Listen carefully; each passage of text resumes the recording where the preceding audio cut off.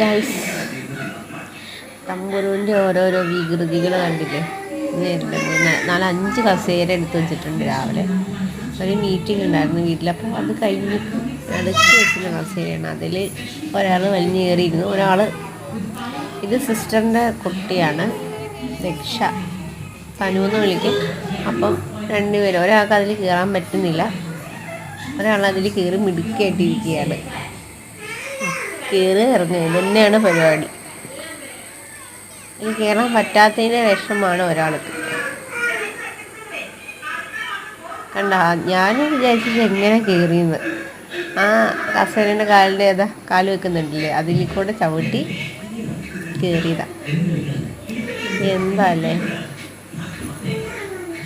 കണ്ടോ, ചവിട്ടി. ഞാൻ വിചാരിച്ച ആരെങ്കിലും എടുത്തിരുത്തി വെച്ച് കഴിച്ചെന്ന് വിചാരിച്ചപ്പോൾ കണ്ട, സ്വന്തം പ്രയത്നത്തിൽ അവിടെ കയറിയില്ലേ. കരഞ്ഞുകൊണ്ട് പോകണം, അതേ കയറാൻ പറ്റാത്തതുകൊണ്ട് കരഞ്ഞുകൊണ്ട് പോകണം ഒരാൾ.